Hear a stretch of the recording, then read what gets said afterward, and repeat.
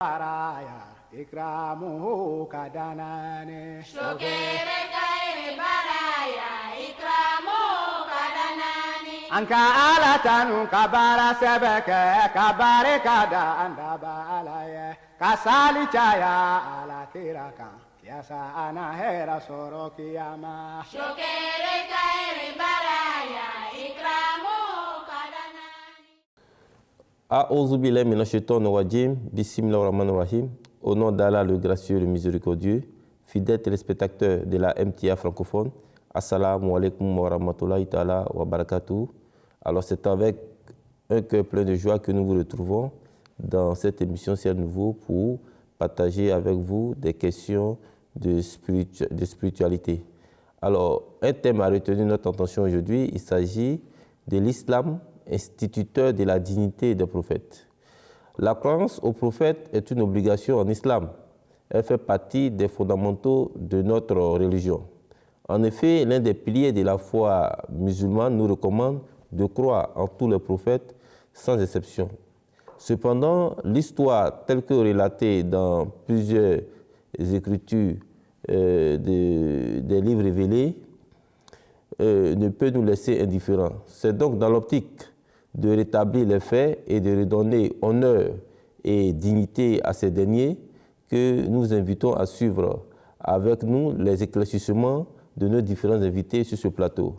Alors, rapidement, sans plus tarder, j'ai à ma gauche Mourabi Abdussalam Touré, salam alaikum wa rahmatullah. Wa alaikum salam wa rahmatullah. Et juste à côté de lui, nous avons Mourabi Zalé Mohamed, salam alaikum wa rahmatullah. Wa alaikum salam wa rahmatullah. Ok, je l'ai dit d'entrée de jeu que l'histoire des différents prophètes, telle que relatée dans les différents livres, ne reflète pas, en tout cas, l'esprit de l'islam. Alors, il y a des éclaircissements à apporter et nous osons croire qu'avec les différentes questions que nous avons posées au cours de cette émission, nous serons plus ou moins éclairés quant à les certitudes que nous avons pour ces différentes histoires que nous avons apprises au cours, n'est-ce pas, de nos entretiens ou de nos conversations dans notre société. Alors, comment peut-on définir un prophète, Mourabi Abdussalam Touré? A'udhu billahi minash shaitanir rajim. Bismillahir rahmanir rahim. Tout d'abord, il faut savoir que le thème utilisé en arabe est Nabi, qui veut dire prophète. Qui est le prophète? Le prophète, c'est quelqu'un à qui Dieu a accordé la plus grande des faveurs. Lorsque nous lisons dans le Saint-Coran, dans le chapitre 4, verset 70, Dieu nous dit « وَمَنْ يُطِعِ اللَّهَ وَرَسُولَهُ فَأُولَٰئِكَ مَعَ الَّذِينَ أَنْعَمَ اللَّهُ عَلَيْهِمْ مِنَ النَّبِيِّينَ وَالصِّدِّيقِينَ وَالشُّهَدَاءِ وَالصَّالِحِينَ » Pour dire que quoi, ceux qui sont obédients ou ceux qui sont obéissants envers Allah et envers son messager, فَأُولَٰئِكَ أَنْعَمَ اللَّهُ, Dieu leur fait des faveurs. Et quelles sont ces faveurs-là? Le rang le plus élevé dans ces faveurs-là, c'est le rang de prophète. Okay? Donc nous voyons que le prophète, c'est quelqu'un qui a atteint le niveau le plus haut dans la spiritualité. C'est un élu de Dieu, c'est quelqu'un que Dieu envoie pour la réforme d'une nation. C'est quelqu'un que Dieu envoie pour régénérer la spiritualité. C'est quelqu'un qui vient dans une période où il y a l'obscurité totale, l'obscurité spirituelle, je vais dire, qui vient pour donner vie, qui vient pour donner la lumière spirituelle aux gens, afin de ramener les gens sur le droit chemin.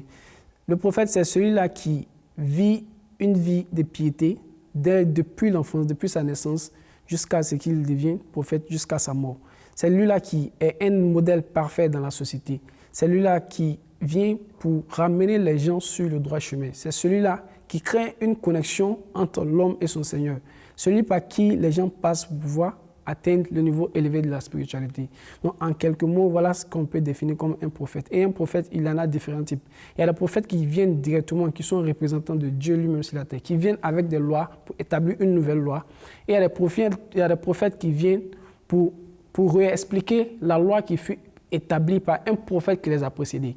Donc, nous avons ces différents types de prophètes-là qui sont énumérés dans le Coran, qui sont là pour être guides de l'humanité. Donc voilà, en quelques mots, comment on peut définir un prophète. D'accord, merci pour ces explications. Mourabi Zalé Mohamed.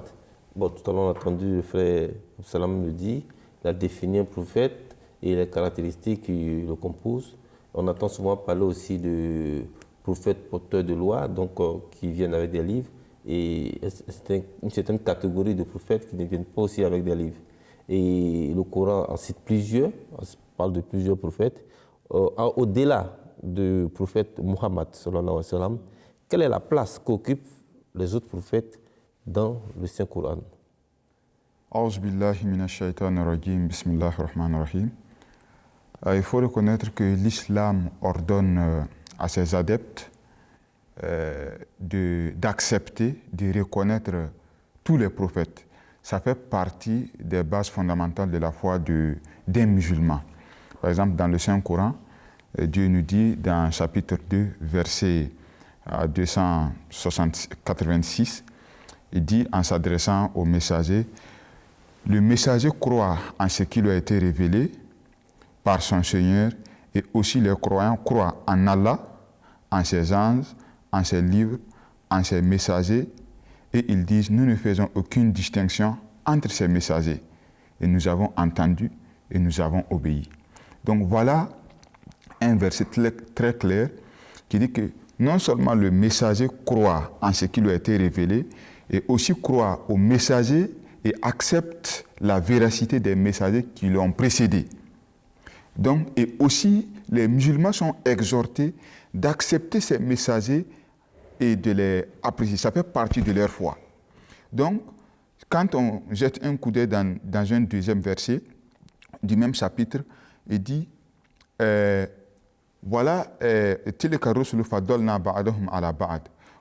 les messagers que nous avons élevés certains au-dessus d'autres.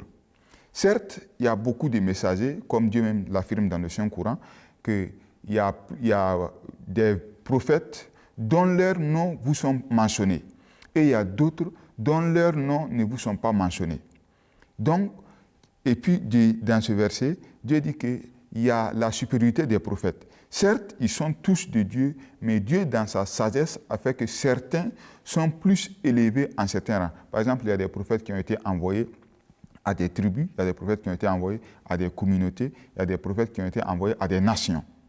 Donc, mais toujours est-il que cela ne doit pas être une source pour que, ok, tel prophète est venu pour une telle petite nation, donc l'accepter et de le reconnaître comme prophète n'est pas nécessaire. Il est primordial. Donc, l'acceptance de tous les prophètes, ou bien accepter tous les prophètes, reconnaître tous les prophètes est un ordre de Dieu. Et c'est une partie essentielle de la foi des musulmans. Ok, Mourabi Absalam Touré, tout à l'heure que je suis retenu mon attention, le musulman ne doit pas faire de distinction entre les prophètes. Les prophètes sont reconnus au même titre, quel que soit les statuts, quel que soit au peuple auquel ils ont été envoyés et quelle que soit la période effectivement dans laquelle ils ont été envoyés. Alors, la remarque aussi qui a été faite, c'est que c'est l'islam qui est l'une des rares religions à demander, n'est-ce pas, à ses adeptes, où on voit que l'un des piliers de la foi musulmane demande aux musulmans de croire en tous les prophètes. Donc, jetant ainsi les bases d'une harmonie entre les religions, jetant ainsi les bases de paix et de cohabitation entre les différentes religions.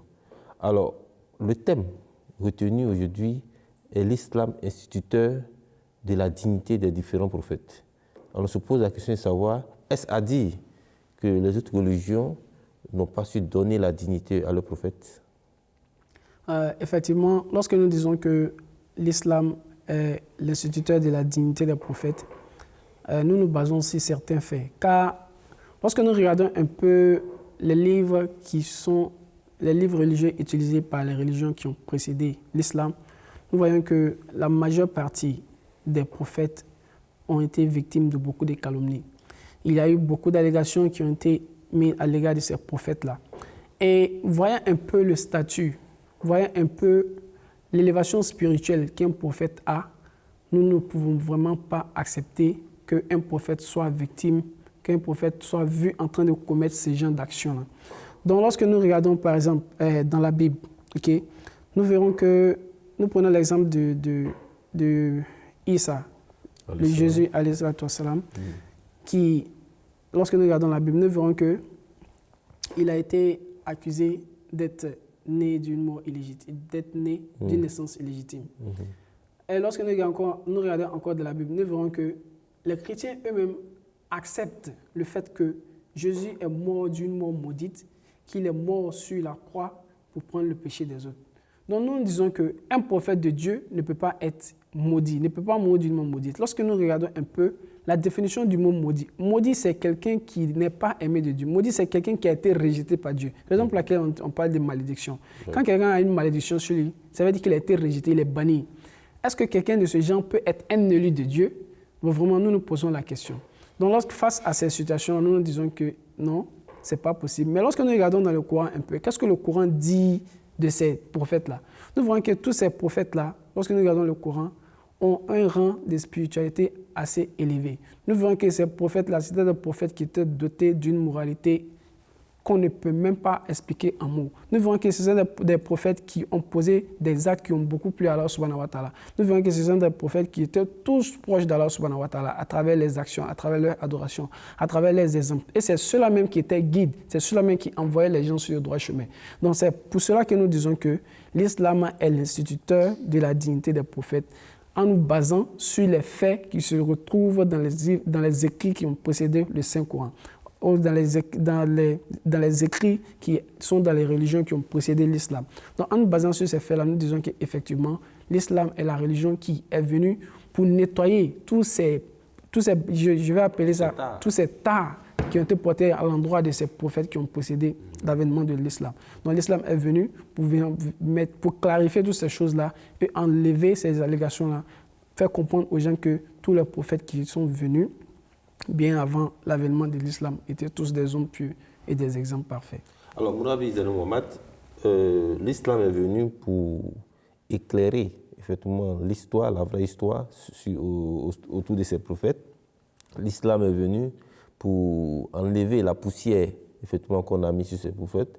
L'islam est venu pour polir ce qui a été sali au sujet de ces différents prophètes. Alors, il y a toute une histoire qui les entoure et la dernière religion d'islam qui est venue a pour rôle, n'est-ce pas, de rétablir et de remettre, de juger ces prophètes-là à leur juste valeur. Alors, est-ce que vous aviez une histoire que vous pouvez nous relater pour voir effectivement de quoi est-ce qu'il s'agit quand on dit que l'islam est venu pour rétablir effectivement la dignité de ces différents prophètes, quand on estime que c'est leur dignité a été bafouée, leur honneur, leur nom a été sali dans des différentes écritures. Merci bien. Effectivement, il y a beaucoup de récits qu'on trouve dans les livres antérieurs, dans les livres précédents, le Saint-Coran. Donc, certains prophètes ont été... des actes leur ont été attribués que vraiment c'est pitoyable. N'eût été le Saint-Coran, la valeur de ces prophètes ou bien la dignité de ces prophètes n'aurait pas été connue. Par exemple, quand nous regardons dans la Bible, dans Genèse chapitre 19, verset 30, concernant Lut, ou le prophète Lut, qu'est-ce que la Bible dit? La Bible dit à propos de Lut, Lut quitta Sour pour s'habiter pour la hauteur et se fixa sur la montagne avec ses 2 filles. Il craignait de rester à Tour. Il habitait dans une caverne avec ses 2 filles. L'aîné dit à la plus jeune, « Notre père est vieux et il n'y a point d'homme dans la contrée pour venir vers nous, selon l'usage de tout le pays. Viens, faisons boire du vin à notre père et couchons avec lui, afin de conserver la race de notre père. » Elles firent donc boire du vin à leur père, et l'aîné alla coucher avec son père, et qu'il n'en s'aperçoit quand il se coucha et quand elle se leva.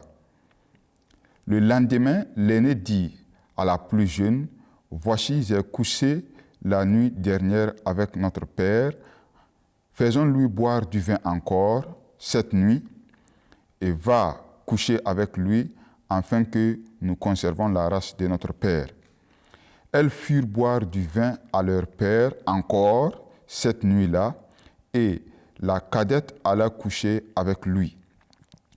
Il ne s'aperçoit quand elle se coucha, ni quand elle se leva. Les 2 filles de Lot deviennent enceintes de leur père. L'aînée enfanta un fils qu'elle s'appela le nom de Moab.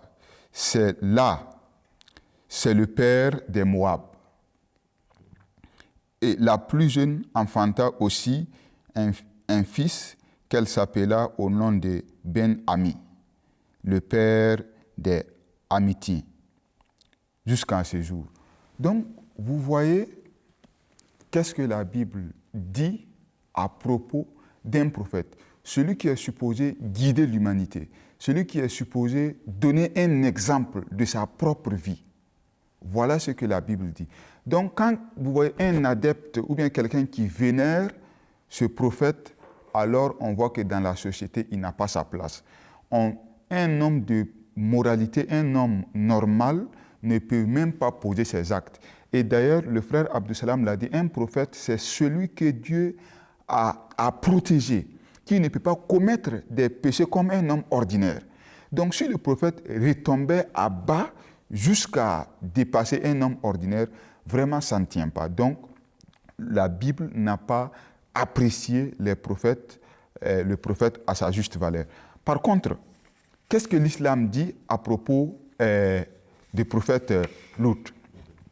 L'islam dit que Lut, nous l'avons donné la sagesse et la connaissance.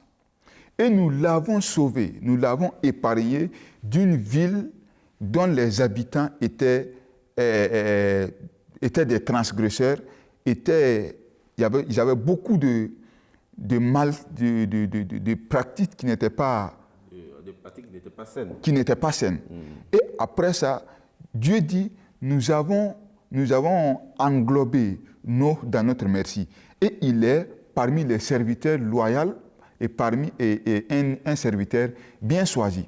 Voilà ce que le Saint-Coran dit. Parmi les serviteurs loyaux et parmi les serviteurs bien choisis. Bien choisis.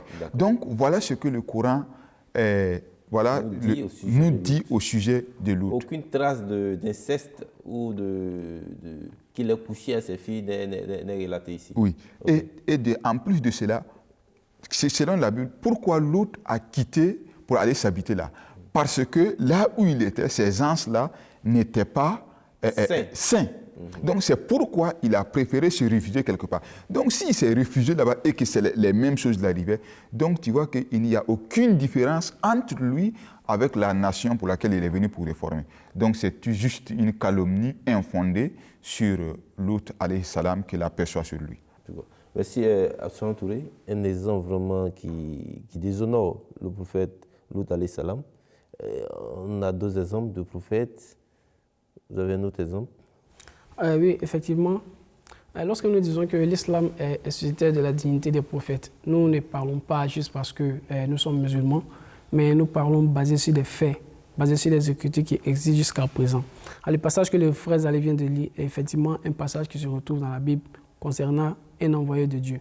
Lorsque nous regardons encore dans la même Bible, dans 2 Samuel, chapitre 11, versets 2 à 4, nous lisons à propos du prophète David et Daoud qui dit « Un soir, David se leva de sa couche et comme il se promenait sur le toit de la maison royale, il aperçut de là une femme qui se baignait et qui était très belle de figure.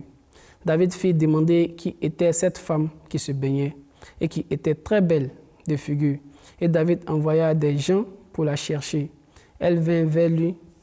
Il coucha avec elle. Après s'être purifié de sa souillure, elle retourna dans sa maison. » Face à ce passage, nous disons que sommes-nous en train d'encourager la population à commettre des atrocités?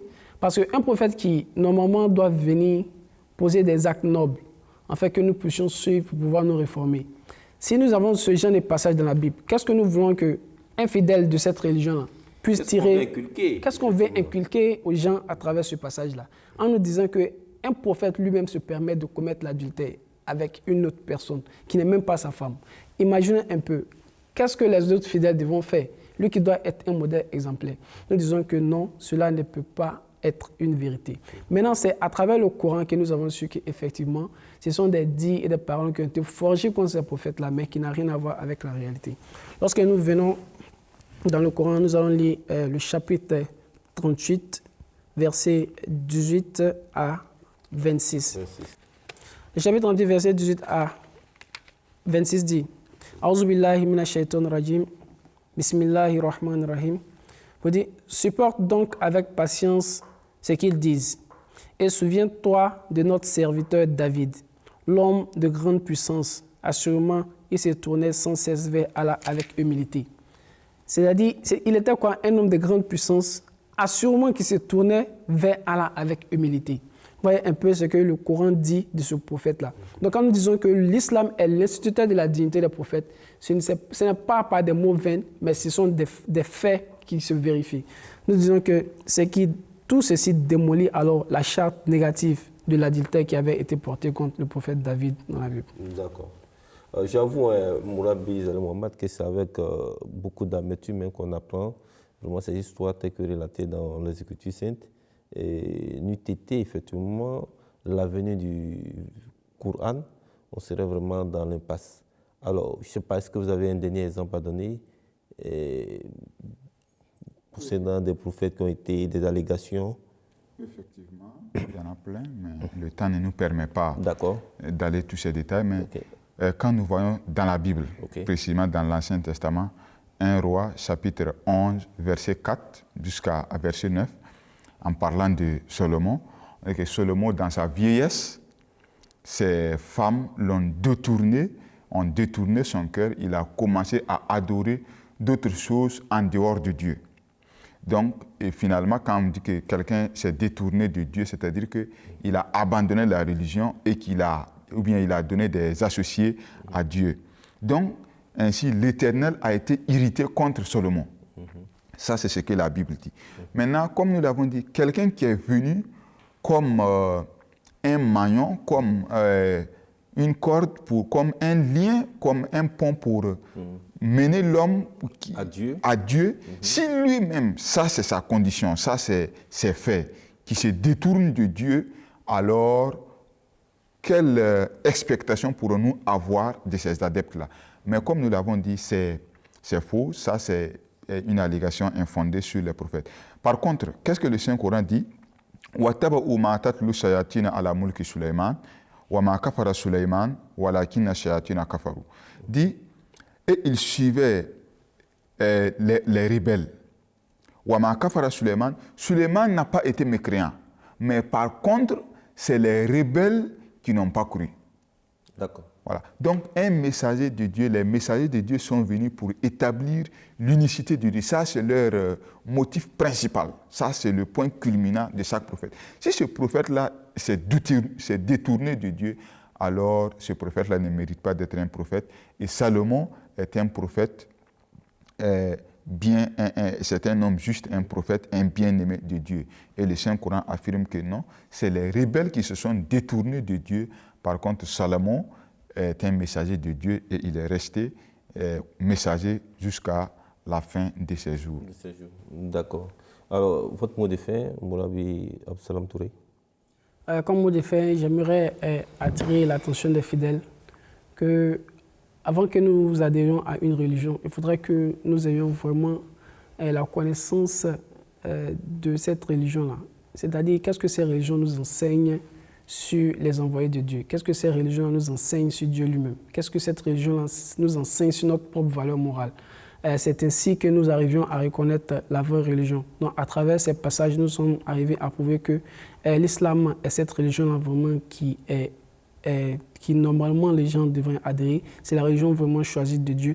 Et c'est à travers cette religion-là que nous sommes arrivés à prouver qu'effectivement, tous les envoyés qui ont précédé cette religion étaient effectivement les bien-aimés d'Allah subhanahu wa ta'ala.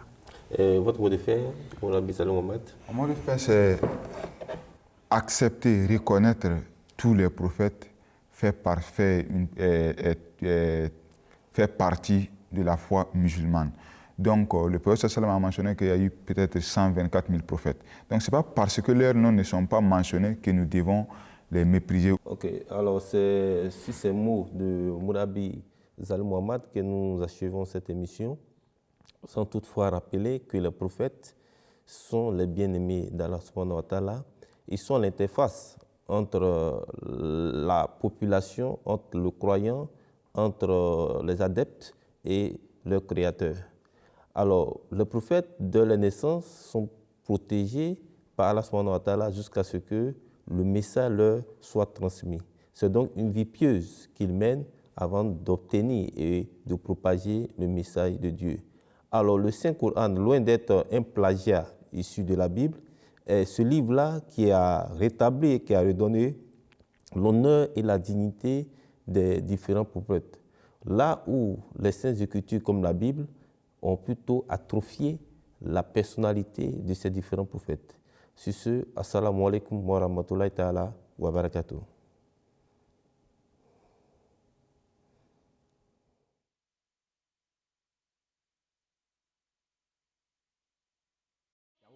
للخير البرايا إكرامه كدناني شكر خير برايا إكرامه كدناني أنك آلة كبار سبك كبار كدا أندب علي كسالي جايا على تيركا يا سانا هيرا سوروكي يا ما شكر خير برايا إكرامه